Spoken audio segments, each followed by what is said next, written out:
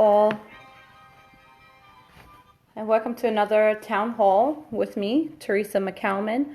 I am the current candidate, Democratic candidate running in New York State 49th Senate District. Hello all, and I'm going to start off real quick with just going over some of the numbers that the governor spoke about in regards to Covid-19. Hold on a second. I got to check something real quick. Here we go. And then, as always, take off my glasses because there's a glare. As always, then I'll take some questions and I'll make a few comments myself. Hi, Heather. Hi, Mikhail. All right. Again, if you're going to host a watch party, know that I cannot see any of the comments or questions during your watch party. So if you want to kind of filter those through over to me as you're watching on your side, especially if there are some really good questions or suggestions or comments or concerns, anyone that's hosting a watch party, please just let your viewers understand that I cannot see any of their comments or questions. Okie dokie. Let's get started with some of this information. I'm going to shift this. And I also have two special guests that I'm going to talk to when I'm done with some of this. Okay. Couple of things. The governor mentioned today during his talk, hey, Benjamin, that that when you're dealing with something of the magnitude that we're dealing with right now, right, with COVID-19 and the health crisis, the world pandemic that we're dealing with, when you're dealing with any situation, period, you need to think forward. You need to have a forward plan. He said that we are currently behind this virus and we're not ahead of it. And that's where you need to be. You need to plan ahead and be ahead of it in order to curtail it and for us to reach the apex when we need to reach it, and then make sure that we reach the other side of the mountain, as he put it. So he said in order to move forward and be ahead of things, that it required him to look at certain models that projected how bad this crisis is going to be. And because of that, he was very adamant about the PPE equipment that we needed, and including ventilators. And he asked for certain people, or in particular, our president, the government, to help with providing ventilators. Right now, we are sitting on 30,000 ventilators. I'm going to get back to that. And he also mentioned that we needed to increase our bed capacity. And that means that, hello, everyone. Please hold your questions until after I'm done. Thank you. So that means that we needed to increase capacity in our current hospitals, and also moving to places like Jacob Javits Center to turn that into a hospital and increase and add on that bed capacity there. So he was calling for all of this in the sense that what I like to say to my students always, I say, listen, there's a method to my madness. There's a reason why we're doing A, B, C, and D. And I try my best to explain as much as possible as we go along, give them the why we are doing this. And sometimes we can't always see what the full plan is, especially as a teacher. The students aren't able to read my mind. I wish they could. But that's pretty much what I saw the governor was doing. And he mentioned, going back to the 30,000 ventilators, that the reason why we are not deploying those ventilators is because he stockpiled them just so that we have them for when we do reach the apex on this thing. I just want to put this down just a little bit. Here we go. There we go. So we have increased bed capacity. We have certain facilities that have turned into temporary hospitals, and I'm going to get back to that. But I just wanted to point that out because I noticed a lot of us, even I was like, yeah, why aren't we using it? And then he explained why. And it's comforting to understand the why. Whether we agree with it or not, it's really comforting, though, to understand why we are not. And what are we waiting for? So he says we currently have the amount of PPE equipment that we need, and that New York State has bought 3,000 and ordered an additional 4,000. And they're also training the National Guard to operate the devices. As usual, people, when I'm looking off to the side of the screen, I am actually looking at my notes because I want to make sure that I stay as factual as possible and I'm not just giving you nonsense. Let me see. The federal government has sent us 4,000 ventilators. And like I said, they're not currently in use. New York State has bought 3,000. I said that need to be... Okay, so he spoke about handheld ventilators. They're like these bags. I don't know if you... I'm probably showing my age right now. But I do recall when I did clinical, when I was going into the nursing field, and at my clinical, we were actually taught to use those manual ventilator bags. And it's a long time ago. But eventually, of course, we got the ventilator machines. But it is very exhausting to stand there and squeeze that in a manner, and the way you have to do, you can't just go, no one breathes that way, right? You have to imitate regular human breathing when you're using those bags. So, and he kind of touched upon the fact that it's very exhausting, like doing that after a time. It may seem easy, but you need to know how to do it, counting those breaths, making sure that you are consistent with it. And also, when he's training, he wants to get the National Guard trained to do that because someone has to keep that up all day long, 24 hours, 7 days a week, until the person can breathe on their own. And that's really, really, really exhausting. So I just wanted to point out that I kind of agree with what he's doing, holding off on the ventilators. Right now we have what we need in the capacity that we have it. And he's just waiting for the peak, as he says, the apex, the peak of this crisis to hit, and then we will be well prepared. So that's that forward thinking. Let me see.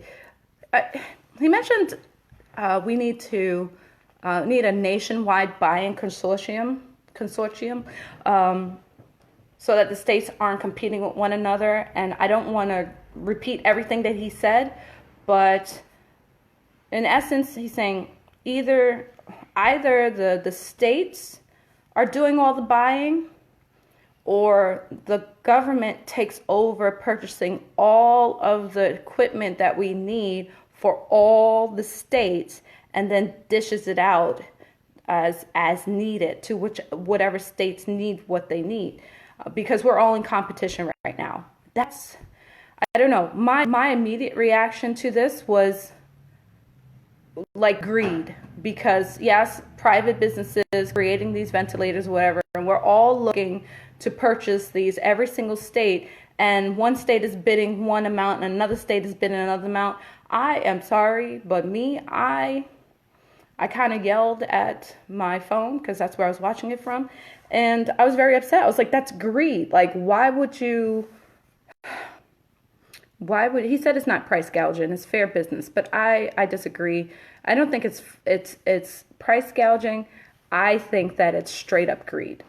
I think it's greed. You have the ability to be on the right side of history right now.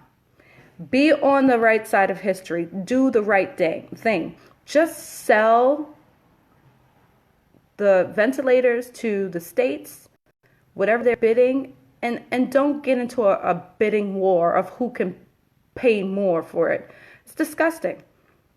It's just, I'm sorry. That's just, sorry, my spiel. Like I said, back to my notes. Hi, Colleen. So I can get back on topic. That was just my little rant there. I just don't agree with that. Javits Center is temporarily a hospital, and that will open on Monday. The USNS Comfort is on its way today. Should be there on Monday. I was really surprised. I thought that it was already going to be there. We've got 1,000 beds on that, 1,200 medical personnel, and 12 operating rooms, and pharmacy and laboratory. The president has approved 4 new temporary hospital sites with 4,000 beds total. That's Brooklyn Cruise Terminal in Brooklyn, the Aqueduct Racetrack, which I used to pass by all the time when I was on the A train or the C train because I was born and raised in Queens. CUNY Staten Island, and New York Expo Center in the Bronx. All these places I know. 3 new COVID-only sites or with 695 beds. It's in South Beach Psychiatric Center in Staten Island, Westchester Square in the Bronx that has 200 beds. The one in Staten Island has 260 beds, and the Health Alliance in Ulster County has 235 beds. Couple of things. So asking pharmacies to deliver medication at no charge, I would have thought this would have been the first thing, period. Like, we're all in a crisis. We're all on the same level, people. Let's be human to each other, please, okay? Department of Health is monitoring the density and activity in New York City parks. I got a news alert stating that the president's thinking about actually fully quarantining New York State, New Jersey. That's not 100% checked out, but the news place that I got it from, I trust that source as much as I can trust it. It wasn't like my Uncle Joe's website, so it is an actual website, and there's a reason why I'm saying that. I'll mention that later when I come towards the end of this. And the FDA has approved antibody treatment. That's another thing I was surprised at, that after, seeing what was happening in China, that this treatment hadn't already been a thing. And it came so late, weeks later, when we were like, oh, why don't we try, looking to see if someone's built up antibodies? Because as the governor stated before, COVID-19 has been here for weeks before we even noticed it. It's probably been here since December. And most of us have probably already gotten in, thought it was just the early flu season. You remember that early flu? Everyone's like, oh, everyone's getting influenza B. It could have been the COVID, but no one was testing for it at that time. So, but the good thing is that now they are. So if you think that you may have had it, you actually probably have built up antibodies. So I would actually find some information. My team is going to post some of that information to see if you can get tested and see if you have antibodies, and you can actually save someone who's actually fighting COVID-19 right now. So team, I know you're on here. If someone can do that research and find that information where a person can go to get tested, and we'll get that out to you guys as soon as possible. Also, New York State presidential primary. Big deal, right? The primary has been moved from April. If you didn't know, if you're on my page, you should know these things.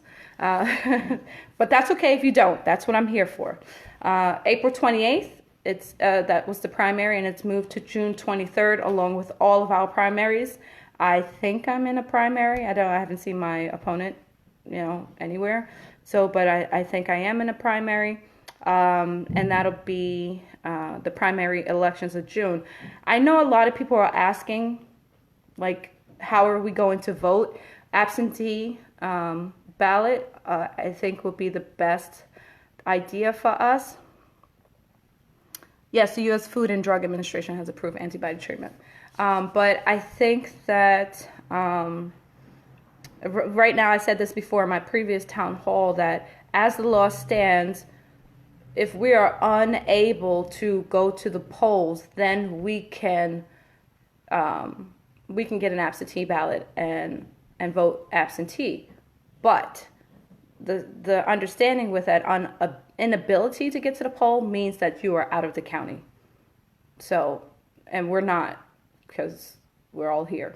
So, so they're trying to get the legislature to change that language so that we are all able to vote absentee, which I think is going to actually be a thing. I know we're all pushing for April to be able to go hug and say hi to everybody, but realistically, we're not there yet, and we're not going to be there in a couple of weeks. So the elections have moved, and that does not mean that the current ballot kicks all of the current candidates off. It means that the current presidential candidates will be added on to the ballot. So all those people who filed to be on the ballot, like myself, we will still be on the ballot, but they have just added on the presidential candidates onto the ballot for June primaries. He signed an executive order. The president signed an executive order to tell businesses, before he was asking, well, we were asking, he wasn't really asking, but to tell businesses to actually start manufacturing ventilators, which I think is should have been done already, but that is just my opinion. So some numbers here, and then I'll get into a couple of things. 155,000 plus tests have been administered, 7,948 new cases, 5,100 in Rockland, 1,078 are new, 31,103 in Westchester, and 1,588 new in Westchester. So, I said that tests for all those numbers. So, not cases. My bad. Sorry. 52,318 total cases. 7,328 are hospitalized. 1,755 in ICU. So that's 1,755 in ICU. 2,726 have been discharged, another 681 on top of that. So the total deaths are up to 728 since Friday, which were 519, which was yesterday. So we've gone up a couple hundred, and 847 new hospitalizations on the 27th, down from 1154 on the 36th. So I just wanted to throw out some numbers there. That's just a quick overall. If you want more details, his video's out there. You guys can go. I just want to make it a little bit more digestible by just reiterating a couple of points. So to my notes. So the governor asked nurses who have been retired to please come out of retirement and I think I'm lagging a little bit. Come out of retirement, please, and help with the upsurge in staff needs. I asked Monday, I said that this would be a great time for our nurses here in the district to actually help out if you're retired and you really have that urge to help, which, I mean, as a nurse, we always do. We run into the fire all the time. And I specifically mentioned that I think that our nurses here in Schenectady who have been laid off or forced to retire from the closing of St. Clair's Hospital should definitely think about it. I wasn't, demanding it or saying you should absolutely do it, but I thought it was a good idea. One, I think it just shows our compassion and that capacity as well to just be the nurses that we know we are, right? We came into this profession to actually help people. I can recall when I was about 4 or 5 years old, I knew I wanted to be in the medical profession, and I worked hard to get to college by the time I was 16 because I had a timeline in order to be the doctor that I wanted. But I chose another path. But I did do nursing for about 6 years. I worked in med-surg. I did a stint in telemetry. I did a little bit of ER help.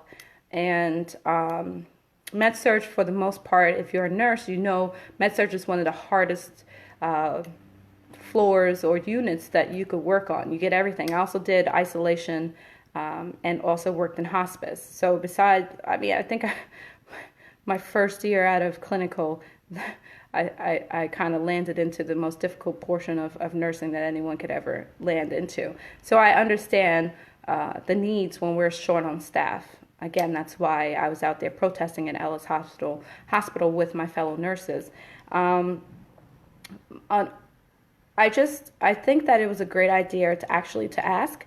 And those who took up that mantle, thank you so much. You are all superheroes. You've always been superheroes, and you know this. And I don't want to play politics with the situation with the pension, because that's something very serious. A lot of people's lives depended on those pensions.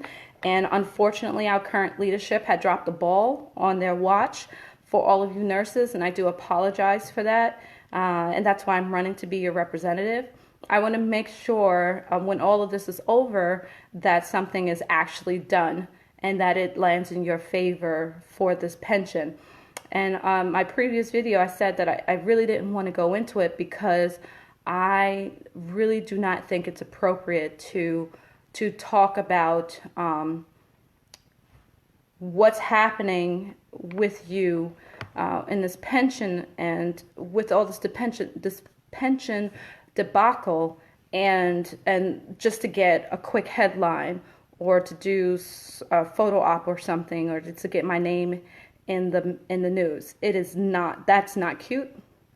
It is not right.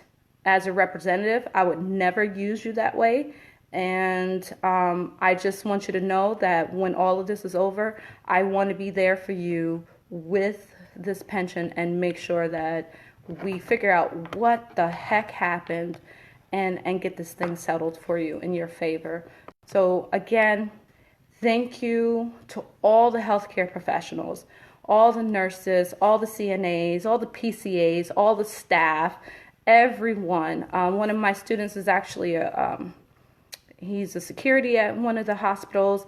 Thank you so much for all the work that you do. Thank you for going in every day, risking your lives to save our loved ones and our family members. I really appreciate everyone who has went back and volunteered, all those 42,000 plus the 6,000 mental health care professionals that are volunteering their time. I do really appreciate everything that you do.